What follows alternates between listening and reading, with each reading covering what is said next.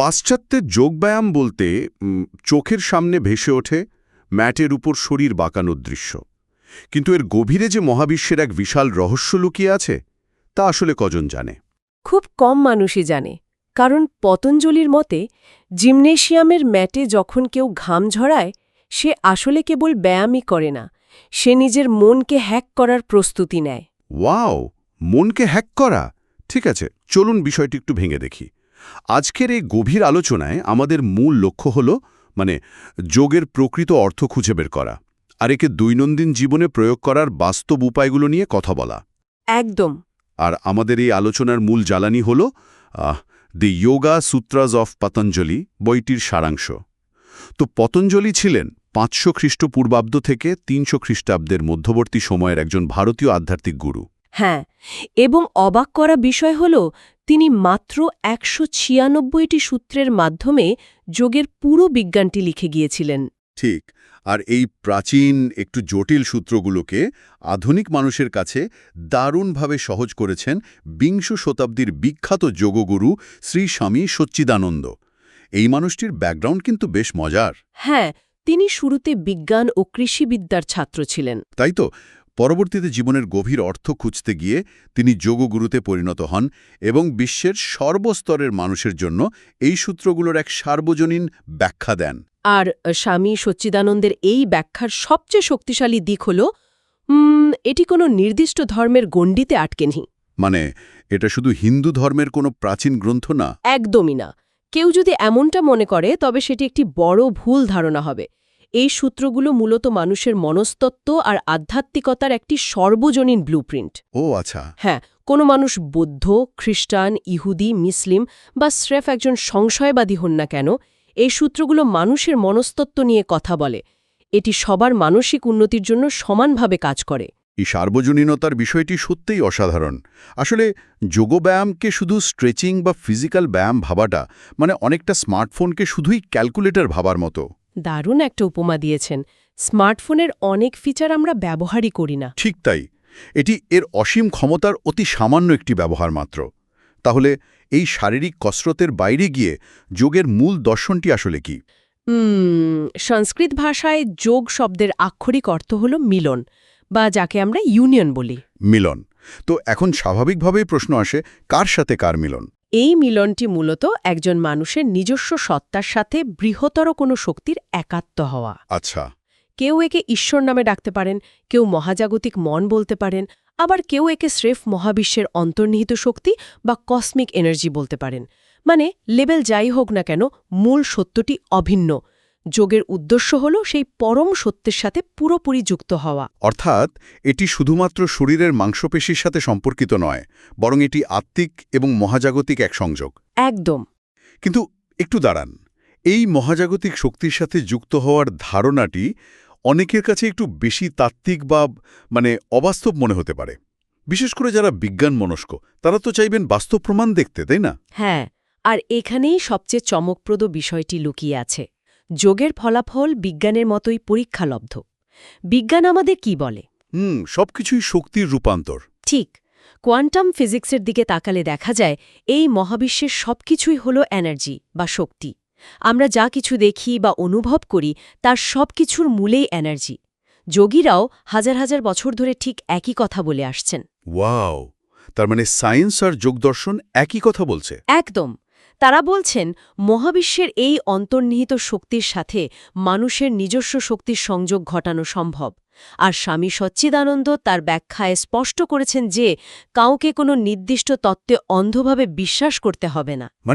ল্যাবের এক্সপেরিমেন্টের মতো? হ্যাঁ, যোগ হল এমন একটি টুলকিট বা হাতিয়ার যা ব্যবহার করে যে কেউ নিজের ল্যাবরেটরির মতো এর ফলাফল পরীক্ষা করে দেখতে পারে। এটি শুধু বইয়ে পড়ার বিষয় নয়, এটি ধাপে ধাপে কাজ করে ফলাফল অনুভবের বিষয়। তার এটি একটি ফর্মুলার মতো কাজ করে, নির্দেশিকা মেনে চললে ফলাফল নিজে চোখেই দেখা যাবে। কিন্তু এই যে যোগ মিলন, এই ধারণা একটি বিশাল ফাঁক থেকে যাচ্ছে। কিরকম? কে কার সাথে মিলিত হচ্ছে? ধরুন, যদি বলা হয় যে একজন মানুষ তার শরীর নয়, তার মন নয়, এমনকি তার পেশা বা ব্যাংক ব্যালেন্সও নয়, তবে সে আসলে কে? এইসব বাহ্যিক পরিচয় বাদ দিলে তো একজন মানুষের অস্তিত্ব বলতে কিছুই অবশিষ্ট থাকে না। এই প্রশ্নের উত্তরটি বুঝতে হলে আমাদের একটি চমৎকার গাণিতিক সমীকরণের কথা চিন্তা করতে হবে। ধরুন একজন মানুষের সম্পূর্ণ অস্তিত্ব থেকে তার শরীরকে বিয়োগ করা হলো। আচ্ছা, শরীর তো প্রতিনিয়ত বদলায়। ঠিক, এরপর তার মন, তার পেশা, তার সামাজিক পরিচয়, তার জেন্ডার বা লিঙ্গ, তার ব্যাংক ব্যালেন্স সবকিছু একে একে বিয়োগ করা হলো। তারপর কি থাকে? এই সব কিছু বাদ দেওয়ার পর যা অবশিষ্ট থাকে তাই হল বিশুদ্ধ আমি বা প্রকৃত সত্তা। সংস্কৃত পরিভাষায় এই পর্যবেক্ষক সত্তাকে বলা হয় পুরুষ। আচ্ছা। আর এই প্রকৃত সত্তা বাদে বাইরের যা কিছু আছে, মানুষের শরীর, চারপাশের বস্তুগত জগৎ, এমনকি মানুষের মন, এই সব কিছুকে বলা হয় প্রকৃতি। ওয়েট, একটু দাঁড়ান। এখানে একটা খটকা লাগছে। আমাদের চারপাশের গাছপালা, ইটপাথর প্রকৃতি হতে পারে, কিন্তু আমাদের মনও প্রকৃতির অংশ। সাধারণত আমরা তো ভাবি যে আমাদের চিন্তা ভাবনা আর মনই হলো আমাদের আসল রূপ। মন কিভাবে জড় বা বস্তুগত জগতের অংশ হয়? এটি বুঝতে পারাটাই হল যোগদর্শনের অন্যতম গভীর একটি অর্জন। একটি সাধারণ উপমা দেওয়া যাক। মানবদেহ কিভাবে কাজ করে? শরীর বাইরের খাবার গ্রহণ করে, তা হজম করে শক্তিতে রূপান্তর করে। ঠিক, মনও ঠিক একই কাজ করে, তবে অনেক বেশি সূক্ষ্মভাবে। মন চারপাশের পরিবেশ থেকে দৃশ্য, শব্দ এবং তথ্য গ্রহণ করে এবং সেগুলোকে প্রসেস করে চিন্তার জন্ম দেয়। ও, বুঝতে পারছি। যেহেতু মন বাইরের ডেটা বা তথ্য দ্বারা প্রভাবিত হয় এবং প্রতিনিয়ত পরিবর্তিত হয়, তাই এটি একটি মেকানিক্যাল বা যান্ত্রিক জিনিস। এটি প্রকৃত সত্তা বা পুরুষ নয়। তাহলে প্রকৃত সত্তাটা কি? প্রকৃত সত্তা হল সেই বিশুদ্ধ আলো যা মন নামক এই যন্ত্রের কাজকে শুধু পেছন থেকে পর্যবেক্ষণ করে। এই উপমাটি দারুণ। মানে মন আসলে একটি সফটওয়্যারের মতো, যা বাইরের তথ্য দিয়ে আপডেট হচ্ছে, কিন্তু হার্ডওয়্যার বা স্ক্রিনের পেছনের বিদ্যুৎটা হলো সেই প্রকৃত সত্তা। ঠিক তাই। আর এটি একটি গুরুত্বপূর্ণ প্রশ্নের জন্ম দেয়। যদি সমস্ত বাহ্যিক পরিচয়, শরীর এবং মনকে সরিয়ে ফেলার পর সব মানুষের ভেতরের সেই বিশুদ্ধ সত্তা একই হয়, তবে পৃথিবীতে এত বিভেদ কেন? হ্যাঁ, আমরা নিজেদের একে অপরের চেয়ে আলাদা ভাবি কেন? এই তো, আমরা সবাই একই শক্তির অংশ হয়েও কেন এত কনফ্লিক্ট তৈরি করি, এটাই হলো আসল প্রশ্ন। এখানেই বিষয়টি আসলে দারুণ কৌতূহলোদ্দীপক হয়ে ওঠে। কারণ যদি একজন মানুষ, একটি প্রাণী বা এমনকি একটি জড় পদার্থের ভেতরের মূল স্পিরিট বা শক্তি একই হয়ে থাকে, তবে আমাদের মাঝে এত সংঘাত আসে কোথা থেকে? কিভাবে মানুষ তার এই প্রকৃত সত্তা থেকে বিচ্ছিন্ন হয়ে পড়ে আর এই জাগতিক মায়ায় আটকা পড়ে কষ্ট পায়? এই বিষয়টি বোঝানোর জন্য বইটিতে একটি অসাধারণ উপমা ব্যবহার করা হয়েছে। মনকে কল্পনা করা যেতে পারে একটি হ্রদ বা লেকের সাথে। লেক? আচ্ছা।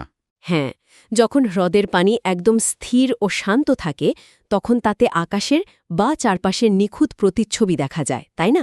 হ্যাঁ, একদম আয়নার মতো পরিষ্কার দেখায়। ঠিক একইভাবে মন যখন শান্ত থাকে, তখন তাতে আমাদের ভেতরের প্রকৃত সত্তার নিখুঁত প্রতিফলন ঘটে। কিন্তু সমস্যা হল, সাধারণ অবস্থায় মন খুব কম সময়ই শান্ত থাকে। তা তো বটেই। মানুষের মন তো সবসময় অতীত নিয়ে আক্ষেপ বা ভবিষ্যৎ নিয়ে দুশ্চিন্তায় উত্তাল থাকে। একদম। নেতিবাচক চিন্তা, মাত্রাতিরিক্ত আকাঙ্ক্ষা, ভয় এবং ভুল বিশ্বাসের মতো বিষয়গুলো হল সেই হ্রদের পানিতে পড়া পাথর আর প্রবল বাতাসের মতো। আচ্ছা, যা পানিতে ঢেউ তৈরি করে। হ্যাঁ, এই বিষয়গুলো যখন মনের হ্রদে ঢেউ তোলে বা তলার কাদাকে উপরে তুলে পানিকে ঘোলা করে দেয়, তখন সেই প্রকৃত সত্তার প্রতিচ্ছবিটি আর নিখুঁত থাকে না, বরং তা বিকৃত হয়ে যায়। তার মানে আমরা নিজেদের আসল রূপ দেখতে পাই না। না, আর এই বিকৃত প্রতিচ্ছবিটিকেই মানুষ নিজের অহং বা ইগো হিসেবে চেনে। ও আচ্ছা, তার মানে এই ঘোলা পানিতে দেখা বিকৃত প্রতিচ্ছবিটিকেই মানুষ ভুলে আসল আমি বলে মেনে নেয়, আর সেখান থেকে শুরু হয় সমস্ত সমস্যার। একদম ঠিক ধরেছেন। যেমন ধরুন, যখন কোনো মানুষের ব্যবসায় বড় ধরনের ক্ষতি হয় বা কর্মক্ষেত্রে কোনো ব্যর্থতা আসে, তখন সে মানসিকভাবে সম্পূর্ণ ভেঙে পড়ে। সে ভাবতে শুরু করে যে তার নিজের সত্তাই শেষ হয়ে গেল। হ্যাঁ, কারণ সে ওই বিকৃত ইগোর বশবর্তী হয়ে তার নিজের অস্তিত্বকে ওই ব্যবসা বা পেশার সাথে এক করে ফেলেছে। মানুষ তার ওই ইগোর কারণে বাইরের পরিবর্তনশীল বিষয়গুলোর সাথে নিজেকে গভীরভাবে আটকে ফেলে। যখন ওই বাইরের বস্তুগুলোর কোনো ক্ষতি হয় তখন মানুষ ভাবে তার নিজেরই ক্ষতি হচ্ছে। ঠিক এই অহংবোধই হল মানব জীবনের সকল দুঃখ এবং যন্ত্রণার মূল কারণ। এটি এমন একটি মায়া যা বোঝায় যে মানুষ তার এই নশ্বর শরীর, পেশা বা ব্যাংক ব্যালেন্স ছাড়া আর কিছুই নয়। তাহলে আমাদের যাবতীয় মানসিক কষ্টের মূল কারণ হল এই ভুল আইডেন্টিটি বা ভুল আত্মপরিচয়। এখন প্রশ্ন হল, এই যন্ত্রণা থেকে মুক্তির উপায় কি? যদি মন একটা কর্দমাক্ত হ্রদ হয়, তবে এর পানিকে ফিল্টার করার বা শান্ত করার উপায় কি? কিভাবে আধুনিক এই প্রচণ্ড ব্যস্ত জীবনে মানুষ যোগের দর্শনগুলো কাজে লাগাতে পারে? এই হ্রদের পানি শান্ত করার জন্যই পতঞ্জলি যোগের ৮টি উপাদানের বা ধাপের কথা উল্লেখ করেছেন, যাকে অষ্টাঙ্গ যোগ বলা হয়। এই ৮টি ধাপ কি কি? এই ধাপগুলো কোনো এলোমেলো তালিকা নয়, এগুলো হলো মনকে পরিষ্কার করার একটি অত্যন্ত সুশৃঙ্খল এবং প্রগতিশীল সিস্টেম। এই ৮টি ধাপ হল যম, নিয়ম, আসন, প্রাণায়াম, প্রত্যাহার, ধারণা, ধ্যান এবং সমাধি। ওয়াও, বেশ লম্বা তালিকা। হ্যাঁ, কিন্তু এগুলো মূলত একজন মানুষকে তার চারপাশের কোলাহলপূর্ণ বাহ্যিক জগৎ থেকে ধীরে ধীরে তার একদম শান্ত অন্তর্জগতের দিকে নিয়ে যায়। তাহলে চলুন এই ৮টি ধাপের একটি বাস্তব প্রয়োগ দেখি। যদি কেউ এই ধাপগুলোকে তার সাধারণ দৈনন্দিন জীবনে মেলাতে চায়, তাহলে তা কিভাবে সম্ভব? অবশ্যই সম্ভব। প্রথমেই আসে যম, যা মূলত সামাজিক আচরণবিধি। এর ভেতরে একটি নীতি হল চুরি না করা। এখন সাধারণ মানুষ তো আর প্রতিদিন কারো পকেট মারে না বা দোকান থেকে জিনিস চুরি করে না। তাহলে একজন সাধারণ কর্মজীবী মানুষের জন্য এই নীতির প্রয়োজনীয়তা কি? চুরি না করা বলতে পতঞ্জলি অত্যন্ত বিস্তৃত এবং গভীর একটি অর্থ বুঝিয়েছেন। এটি শুধু অন্যের জিনিস গোপনে নেয়া নয়, প্রয়োজনের চেয়ে অতিরিক্ত সম্পদ আটকে রাখাটাও এক ধরনের চুরি। সিরিয়াসলি? অতিরিক্ত সম্পদও চুরি? হ্যাঁ, কারণ পৃথিবীর সম্পদ সীমিত। কেউ যখন নিজের প্রয়োজনের চেয়ে বেশি আটকে রাখে, সে পরোক্ষভাবে অন্য কারো প্রাপ্য অধিকার থেকে তাকে বঞ্চিত করে। দারুণ একটা পয়েন্ট। স্বামী সচ্চিদানন্দ তো তার ব্যাখ্যায় আরও এক ধাপ এগিয়ে একটি চমৎকার কথা বলেছেন। তিনি বলেছেন, পৃথিবীতে থেকে ভালো কোনো কাজ না করে, সমাজকে কিছু না দিয়ে শুধু বেঁচে থাকাটাও পৃথিবীর বাতাস চুরি করার সমতুল্য। একটু দাঁড়ান, এটি কি একটু বেশি চরম শোনায় না? একজন মানুষ শুধু বেঁচে থাকার কারণে কেন অপরাধবোধে ভুগবে?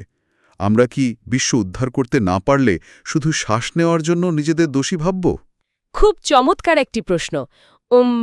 এখানে অপরাধবোধ তৈরি করা উদ্দেশ্য নয়, উদ্দেশ্য হল দায়িত্ববোধ জাগ্রত করা। আচ্ছা। প্রকৃতির দিকে তাকালে দেখা যায়, প্রতিটি গাছ, প্রতিটি প্রাণী ইকোসিস্টেমে কিছু না কিছু অবদান রাখছে। একটি গাছ কার্বন ডাই অক্সাইড নিচ্ছে এবং অক্সিজেন দিচ্ছে। সেখানে মানুষ যদি কেবল ভোগই করে যায় এবং বিনিময়ে প্রকৃতি বা সমাজকে কিছুই না দেয়, তবে সেই ভারসাম্য নষ্ট হয়। ও, বুঝতে পেরেছি। এটি অপরাধবোধ নয়, এটি হলো এক ধরনের মাইন্ডসেট শিফট। আমি কি শুধু নিচ্ছি নাকি কিছু দিচ্ছিও? এই চিন্তাটি যখন আসে, তখন মানুষের ইগো ছোট হতে শুরু করে। এরপর আসে দ্বিতীয় ধাপ, নিয়ম। নিয়ম বলতে মূলত ব্যক্তিগত অনুশাসনকে বোঝায়, তাই তো? হ্যাঁ, নিয়মের মধ্যে সন্তুষ্টি, বিশুদ্ধতা এবং আত্ম-অনুশীলনের বিষয়গুলো থাকে। আধুনিক যুগে, বিশেষ করে সামাজিক যোগাযোগ মাধ্যমের এই যুগে, অন্যের জীবন দেখে নিজের যা আছে তা নিয়ে অসন্তুষ্ট হওয়াটা খুব সাধারণ ব্যাপার। একদম। স্ক্রোল করলেই তো মনে হয় সবার জীবন আমার চেয়ে ভালো। ঠিক।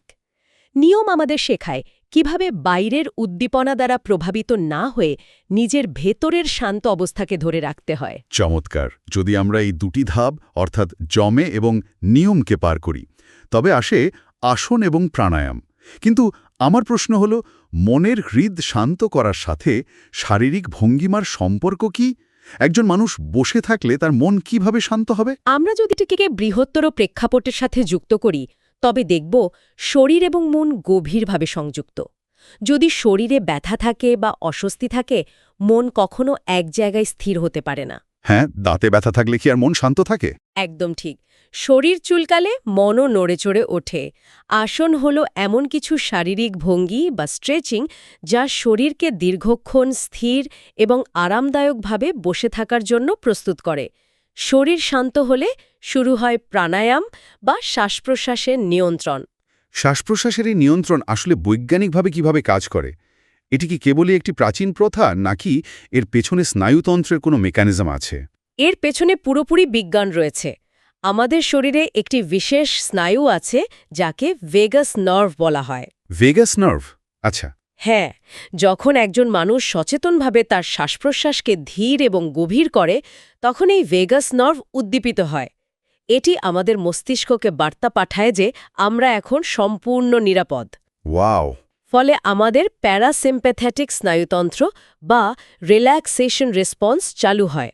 হার্টবিট কমে যায়, রক্তচাপ স্বাভাবিক হয় এবং মনের অশান্ত ঢেউগুলো জাদুকরীভাবে শান্ত হতে শুরু করে। অর্থাৎ শরীরকে স্থির করে এবং শ্বাসপ্রশ্বাসকে ধীর করে আমরা মূলত মস্তিষ্ককে শান্ত হওয়ার নির্দেশ দিচ্ছি। এরপর আসে প্রত্যাহার। এর মানে হল ইন্দ্রিয়গুলোকে প্রত্যাহার করে নেওয়া, তাই না? ঠিক তাই। আজকের এই স্ক্রিনের যুগে, যেখানে প্রতিনিয়ত নোটিফিকেশন আর খবরের ছড়াছড়ি, সেখানে এই ধাপটি তো সবচেয়ে বেশি প্রাসঙ্গিক। একদম ঠিক বলেছেন। চারপাশের শব্দ, নোটিফিকেশন বা বাইরের উদ্দীপনা থেকে নিজের ইন্দ্রিয়গুলোকে কিছুক্ষণের জন্য গুটিয়ে নেওয়াই হল প্রত্যাহার। এটি অনেকটা ইন্দ্রিয়ের জন্য ডায়েট করার মতো। ইন্দ্রিয়ের জন্য ডায়েট, চমৎকার কথা।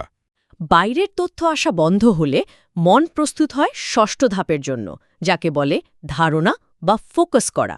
এই ধারণা বা ফোকাস করা বলতে কি কোনো নির্দিষ্ট বস্তুর ওপর মনোযোগ ধরে রাখাকে বোঝায়? হ্যাঁ, এটি হতে পারে নিজের শ্বাসপ্রশ্বাসের উপর মনোযোগ দেওয়া অথবা সামনে রাখা একটি মোমবাতির শিখার দিকে তাকিয়ে থাকা।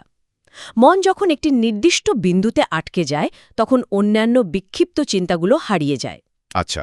আর এই ফোকাস বা ধারণা যখন দীর্ঘস্থায়ী হয় এবং কোনো বিরতি ছাড়া তেলের ধারার মতো এক নাগাড়ে চলতে থাকে, তখন তা সপ্তম ধাপে উন্নীত হয়, যাকে আমরা বলি ধ্যান।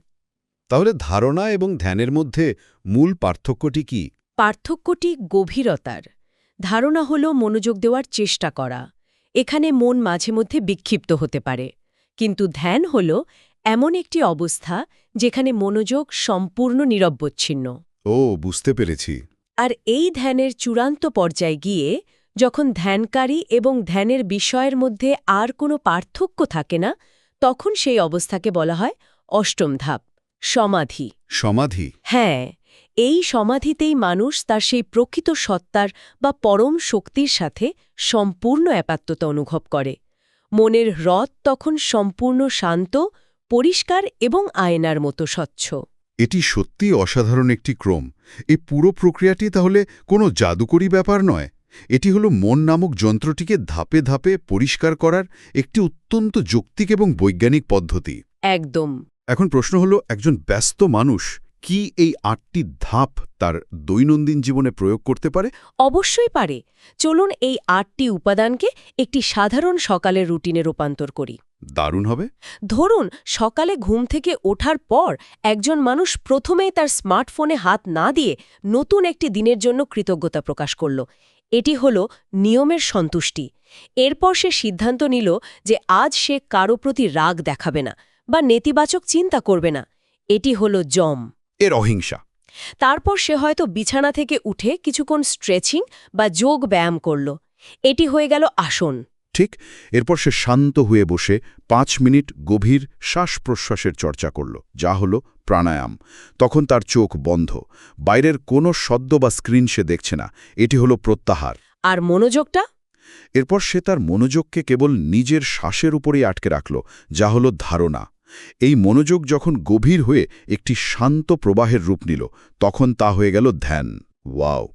এভাবেই কিন্তু প্রতিদিন সকালে মাত্র ২০ থেকে ৩০ মিনিটের একটি রুটিনের মাধ্যমেই এই প্রাচীন বিজ্ঞানকে আধুনিক জীবনে পুরোপুরি প্রয়োগ করা সম্ভব। হ্যাঁ, খুবই সহজ এবং প্র্যাকটিক্যাল। তাহলে এই সব কিছুর আসল অর্থ কি দাঁড়াচ্ছে?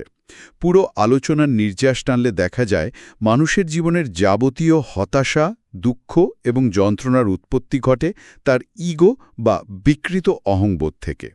যারা শুনছেন তারা নিশ্চয়ই বুঝতে পারছেন যে মানুষ ভুল করে নিজেকে তার শরীর, তার সম্পদ, পেশা বা তার বাহ্যিক পরিচয়ের সাথে গুলিয়ে ফেলে। আর পতঞ্জলির এই সূত্রগুলো ঠিক এখানেই একটি রোডম্যাপ বা মানচিত্র হিসেবে কাজ করে। একদম। যম, নিয়ম, আসন, প্রাণায়াম এবং ধ্যানের মতো নিয়মিত অনুশীলনের মাধ্যমে যখন মনের সেই অশান্ত হ্রদের পানি শান্ত করা হয় তখনই কেবল মানুষ তার প্রকৃত সত্তার দেখা পায়। আর এই উপলব্ধি জীবনে এমন এক পরম শান্তি ও স্থিরতা এনে দেয় যা বাইরের পৃথিবীর কোনো সম্পদ বা সাফল্য কখনোই দিতে পারে না। সত্যি, এই বইটি শুধু প্রাচীন কিছু শ্লোকের সমাহার নয়, এটি যেন আধুনিক জীবনের জটিলতা এবং স্ট্রেস থেকে মুক্তির একটি অত্যন্ত কার্যকর এবং বাস্তবসম্মত নির্দেশিকা। একদম ঠিক বলেছেন। এই গভীর দর্শনগুলো জানার পর দৈনন্দিন জীবনের ছোট ছোট হতাশা, যেমন ট্রাফিক জ্যামে আটকে থাকা বা অফিসের বসের বকুনি শোনা, এগুলোকে অনেক বেশি তুচ্ছ মনে হতে শুরু করে। কারণ আমরা বুঝতে পারি যে এগুলো আমাদের প্রকৃত সত্তাকে বিন্দুমাত্র স্পর্শ করতে পারে না। আমি আজকের আলোচনাটি শেষ করার আগে একটি নতুন চিন্তার খোরাক দিয়ে যেতে চাই। অবশ্যই, বলুন। একবার কল্পনা করা যাক, আগামীকাল সকালে যখন কেউ বাড়ি থেকে বের হয়ে রাস্তা দিয়ে হাঁটবে, তখন চারপাশের প্রতিটি মানুষের দিকে তাকিয়ে যদি সে তাদের বাহ্যিক রূপ, তাদের পোশাক, পেশা বা সামাজিক অবস্থান না দেখে, আচ্ছা, বরং সেই প্রতিটি মানুষের ভেতরে, এমনকি যে মানুষটিকে সে সবচেয়ে বেশি অপছন্দ করে, তার ভেতরেও যদি সে নিজেরই সেই প্রকৃত সত্তা বা স্পিরিট দেখতে পায়, তবে এই পৃথিবীর প্রতি তার দৃষ্টিভঙ্গি কতটা বদলে যাবে? এই চিন্তাটুকু নিয়েই আজ আলোচনা শেষ করছি। কি অসামান্য একটি ভাবনা! সত্যি, এই দৃষ্টিভঙ্গি সমাজ এবং পৃথিবীকে সম্পূর্ণ ভিন্ন এক আলোয় দেখতে শেখায়। একদম।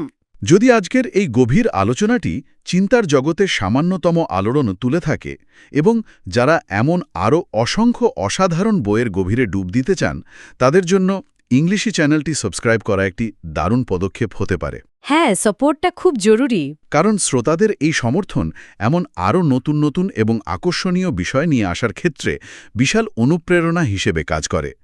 আজকের এই চমৎকার যাত্রায় সাথে থাকার জন্য যারা শুনছেন, তাদের সবাইকে আন্তরিক ধন্যবাদ। সবাইকে অসংখ্য ধন্যবাদ এবং শুভকামনা।